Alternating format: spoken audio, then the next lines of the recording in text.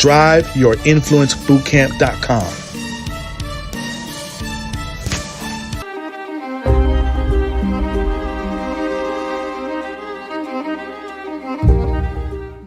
Piece of success when life isn't a fairy tale. You know, for me, for years, the guilt, shame, and embarrassment so many survivors go through after being sexually abused and also experiencing domestic violence. The thing is, we often carry and hold on to the guilt of either not saying something to someone, the guilt of others being victimized after we've left an environment, and the guilt of not being able to speak up for whatever purpose, be threatened, or if the abuser sought to do harm to us or have actually said so. For me, the guilt of knowing my sibling, which was only 2 years younger than me, was also being victimized the entire time the abuse started. I was just 14 years young when the grooming process began, and my sibling was 12. The guilt of not saying something, maybe I can help her, maybe I could have prevented it from happening to her. But the reality is, I was also a victim. How can I fix someone else if I haven't fixed and dealt with, and I didn't even have the ability to speak up for myself? The guilt and shame that continued to go on for years, even after counseling, even after doing the self-work, it wasn't until I had that conversation and really came to grips with having peace and understanding that no, it was never my fault. It was never my responsibility to take care of the household, my parent, myself, or my sibling. The reality is, we all may have guilt that may have come from choices we've made. But as a survivor, the guilt and shame and embarrassment is not ours to own. It's supposed to be placed on the predator, the person who made the choice to take and mute our voices, take advantage of our physical bodies, and take over what they did not have and did not have a right to or access to: our bodies, minds, souls, and spirit. Kings and queens, it is not up to the people outside of us to heal, fix, and deliver what we have to do the work. I cannot help, I can assist, motivate, and provide tools, but this is a journey we must take ourselves. It is not one that we can all of a sudden be fixed. Like, oftentimes, one of my favorite shows that I used to enjoy watching was Olivia Pope. And with that, she was able to fix, transform, and she knew all the ins and outs to make it happen. Guess what, kings and queens? We are the fixer. That's not an external resource that will fix us. We can apply tools. And one of the key tools that is essential to being able to get rid of the guilt, shame, and embarrassment is being able to, one, the first gem is we have to recognize and make peace with the reality of the circumstance and situations. For me, even when it came to domestic violence, I married a person, and the guilt, shame, and embarrassment came running back. For me, it was embarrassing as a Christian woman who was active in church, who had a successful first marriage.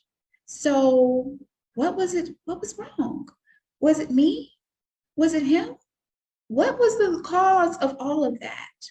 So the guilt, shame, and embarrassment of not having a successful marriage, or the fact that I couldn't sleep at night most nights because my abusive husband, I was afraid. I never knew what would be Is this the day he's going to?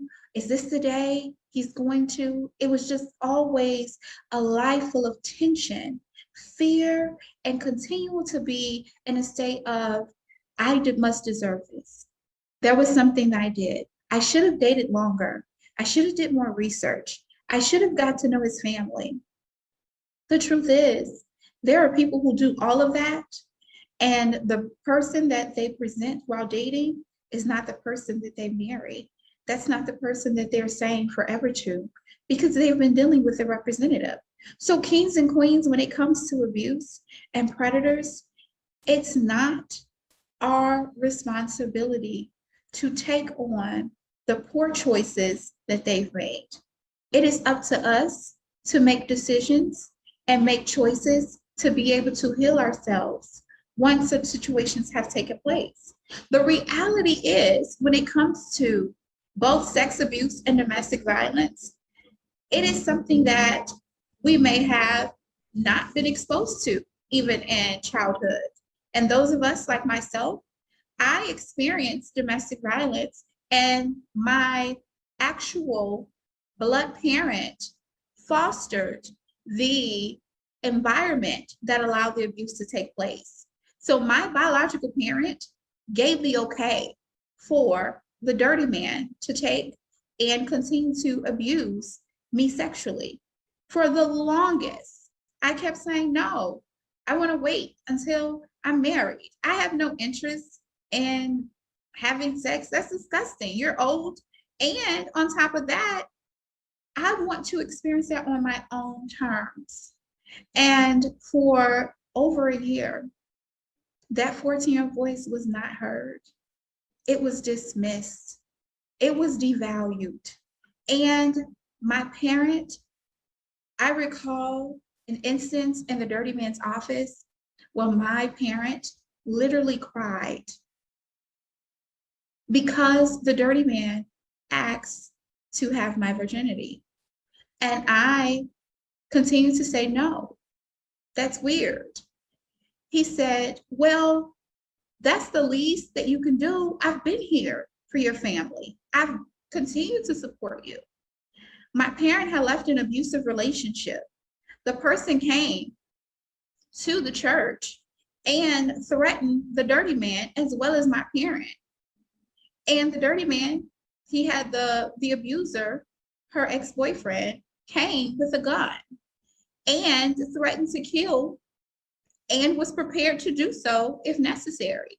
The dirty man became the hero that day because he left the church, and my parent and my sibling and I, we left. And so he often utilized and manipulated us in those moments because for him, we owed our life to him. We owed our bodies to him. We owed everything to him because he was the hero that saved us, as if he was our natural God in person, our natural God here on earth, our natural God that we're supposed to serve. And whatever he said went. The reality is, he never had that right to do so. My parent did not have the right to give authority to allow this nasty, disgusting predator to take advantage of myself as well as my sibling. And the reality is, no matter how much when I was trying to use my voice, no matter how much I tried to speak up, once the abuse started, I became mute. So many people thought I was a quiet child.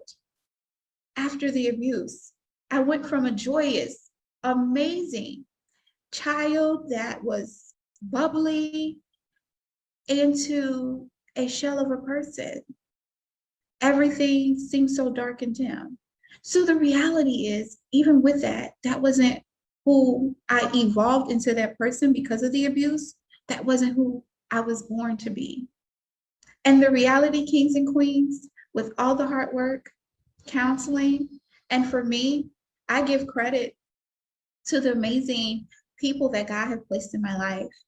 And the reality is, it does not have to be where we have to choose peace or success. Kings and queens, the reality is we can have a life of wholeness and peace. And that guilt, shame, and embarrassment, the constant betrayal of our love for individuals that we love, family members, and friends alike.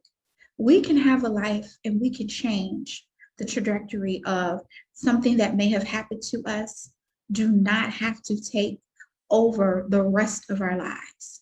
It does not have to continue to be a choice of peace or success. The reality, kings and queens, the embarrassment that I know fellow survivors go through, and they have a life of success. I know people that are, all the commas are in the right places in their bank account, but they do not have peace. How many times have we heard the celebrities who are tormented and can't rest at night or have committed suicide because they don't have peace? What is success without peace? It's just a place of torment. If we are continuing to succeed in other areas, but there is no peace of mind, peace in our environment, peace in the way that we walk in our everyday life, not what we show on social media or in the public opinion and view of us, but that silent, quiet time when we're alone and there is silence.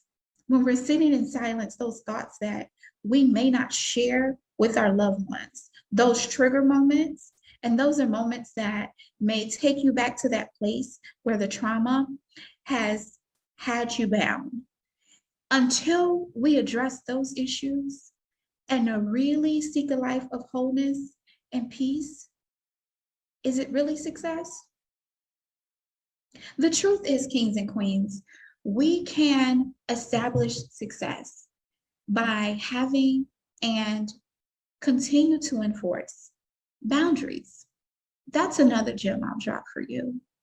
The reality is, because my parent was complicit with the abuse that took place, I had the strength to not only speak up, I went through the court process, and the reality is, it wasn't like the fairy tale version of what we see of Law and Order. Miraculously, everything came together, everything was perfect. And no, the outcome is nothing I would have ever imagined. My biological parent actually testified against my sibling and I. So the betrayal, knowing they were guilty, knowing they were complicit, and in doing so, there was points that I wasn't so proud of, that I used to lash out. I've never physically been abusive to my parent, but verbally, my tongue was a beast. It was not pleasant at all. But the reality is, that did not heal or help them to realize the impact of their choices. The hollering, screaming, being upset, reiterating to them what they already know, that's not what healed them. Once I was able to heal and get to a healthy place, I have been able to go back and heal generationally with my family. My biological parent, we are in a totally different place. I don't specify which parent did what, because the truth is, there was two parents. Both of my parents are still alive as at the time of this recording. And the reality is, even with that, I hold both accountable for their decisions and their choices. The parent that chose not to be there and the parent that was complicit in the abuse.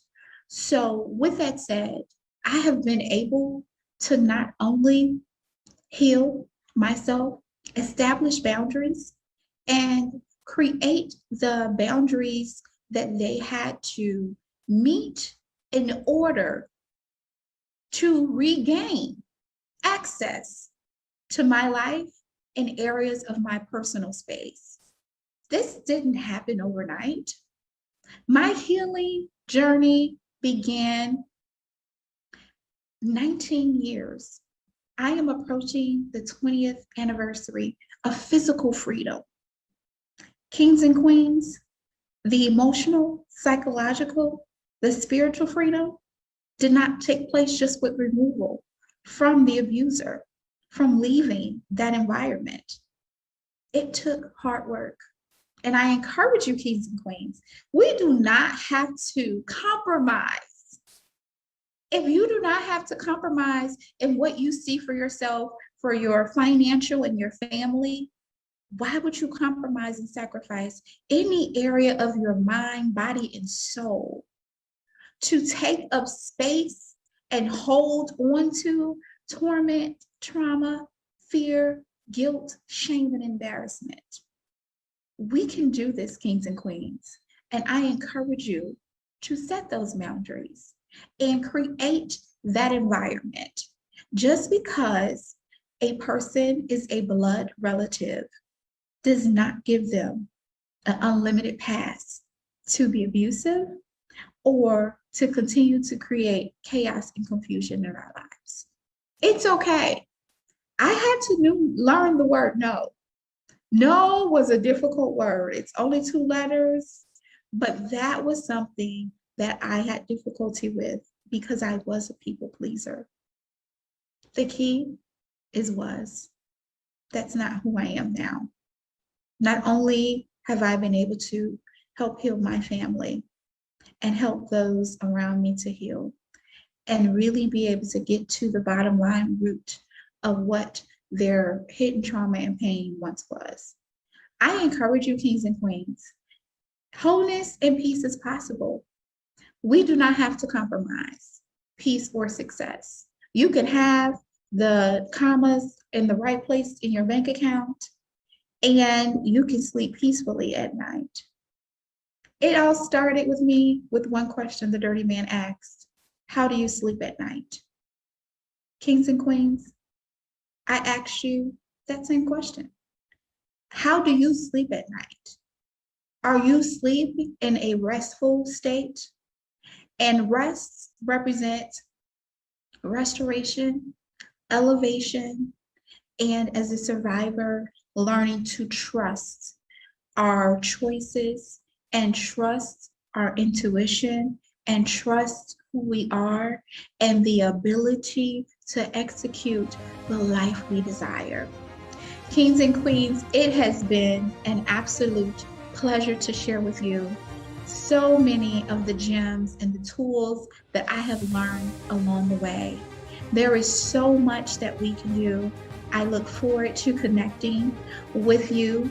My information is provided below, queengervais.com. I look forward to speaking with you soon. Thank you so much, kings and queens. And once again, a life of peace and success is possible. Have a great one, kings and queens. I look forward to connecting with you soon.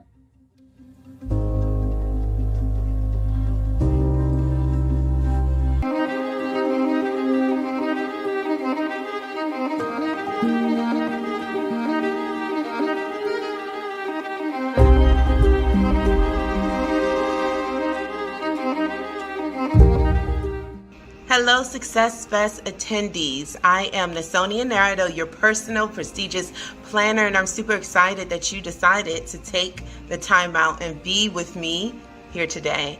I'm going to talk to you about how you can create the life that you desire and deserve, right? In order to do that, you have to have a certain mindset. You have to have the necessary skills and strategies on how to move in the direction of success, because being successful and getting to your desired outcome, it is a process. It is a journey. So as much information that you can possibly have to equip you alongside of this journey is absolutely imperative. So think of it